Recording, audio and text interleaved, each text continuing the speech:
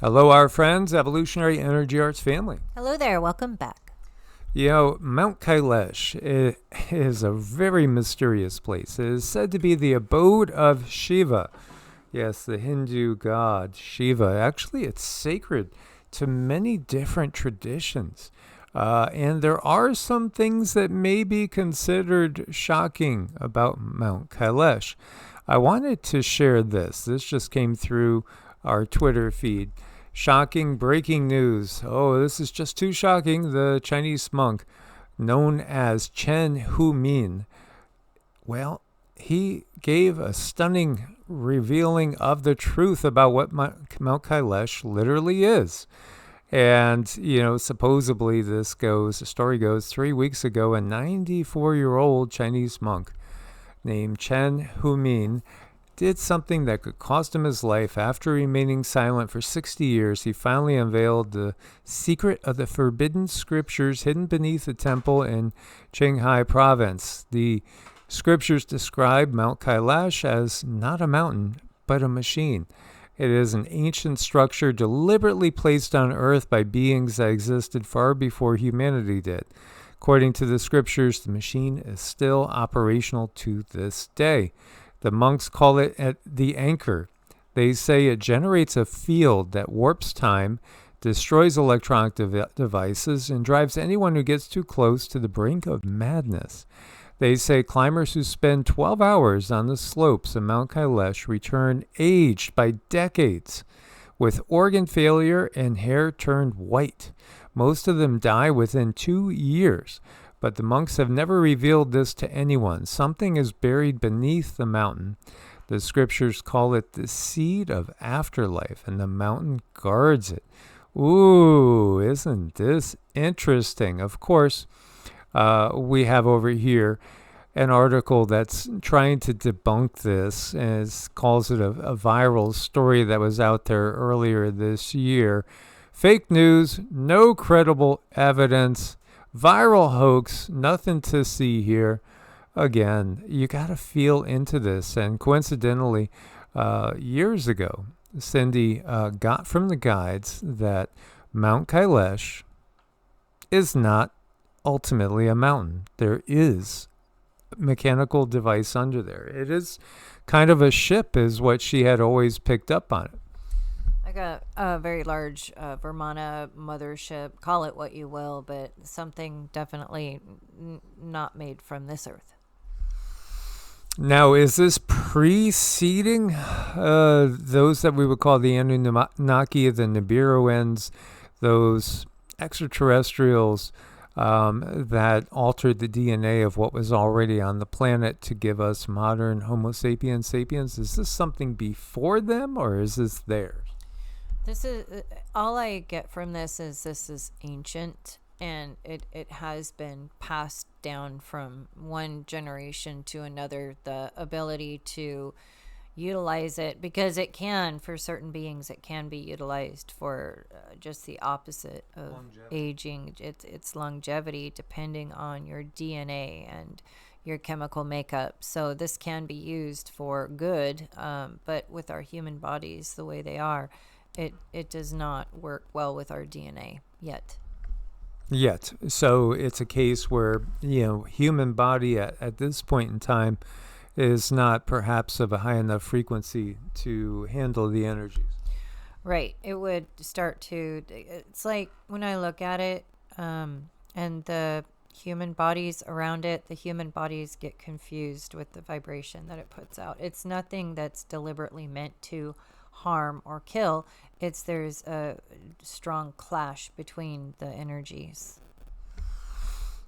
If you're looking at it, does it have a purpose? What is its purpose?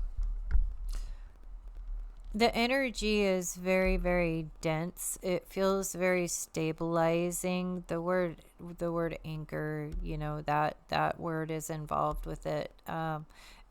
I can't give you a purpose with the words that I have right now, other than I see dark, and not in a bad sense, but I see dark. I feel anchor. I feel heaviness. I feel density. It just feels like it's a magnetism. It's just energy I cannot fully explain, but it is very dense and stabilized. It's stabilizing is what I get.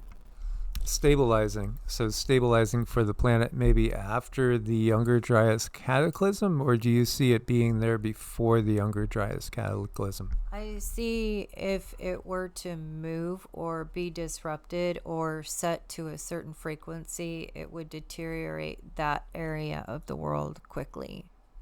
Wow, okay. If we feel into it, are there any beings that we are familiar with that are associated with the placement of this object? Is it something that was perhaps placed there by Pleiadians, or was it placed there by reptilians? Was it placed there, again, Anunnaki? Those we would classify, that's a big classification. Is it something placed by the Galactic Federation to stabilize the planet? I see beings that are very tall and they're dressed in gold, and I don't know if that gold is like a metal or if it's like just their suit, but I'm not getting a name. Are they energy, or do you see them in solid bodies? When they're around this, they're in solid bodies. They're in solid bodies. This gives them form. When they're not with this, they don't have form that we know. Wow, okay, so this allows them to take form. This is very fascinating. Feeling into it. Yeah, there is the legends of the ancient and shining ones that were often spoken of as having a golden glow. This would lend you to believe that we're talking about more benevolent beings.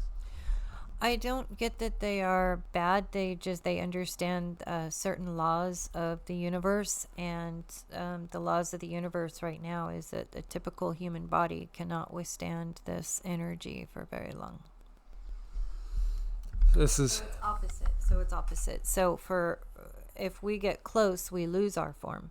When they get close, they gain form. so their natural state is a higher frequency than ours, For sure, yeah. and no words that we're familiar with come through as to who these entities perhaps are.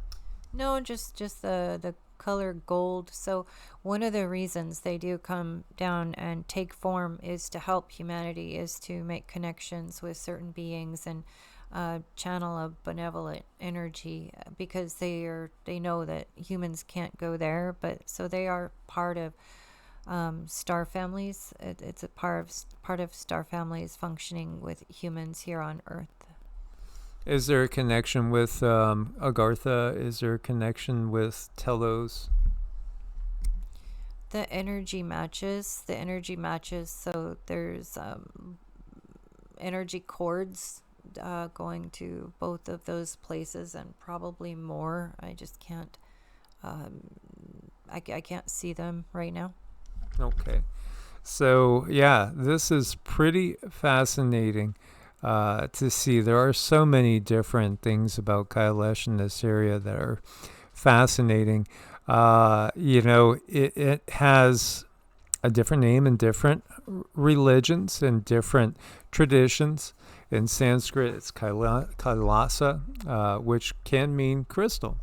So it is an ancient technology, and I'm not paralleling it with Cern, but Cern is also an ancient technology. But this is far greater than Cern. So because it is in control of benevolent beings, that's very important when it comes to this mountain, is understanding that. So Cern here, our scientists can work on it and work with it, and this is a machine that is it kind of engulfs Cern. It's like huge compared to Cern and does things that we cannot even fathom. So things like time travel. So these beings can travel time, going to and from, understanding karmic consequences, though. So it's not something they use very often. It is an interesting piece of ancient technology that is relevant now to the times that we're in, but I'm not being shown exactly why.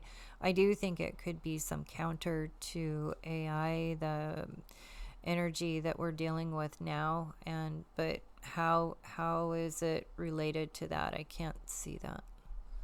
So it's fascinating. It's revered in Hinduism as Shiva's home. And one way of looking at Shiva is that which is not, meaning it's consciousness before human form per se, which would make sense with what she is saying. It's basically, if it is related to Shiva, it's related to the consciousness that exists before taking a human form. Indeed. So it's also interesting in Tibetan Buddhism, it is the center of the universe. Yeah, it's seen as a representation of the mythical Mount Meru, which is considered to be a cosmic mountain located at the exact center of the universe. And of course, the exact center of each individual's universe is wherever that individual's focused attention is at that point in time. It's definitely something different.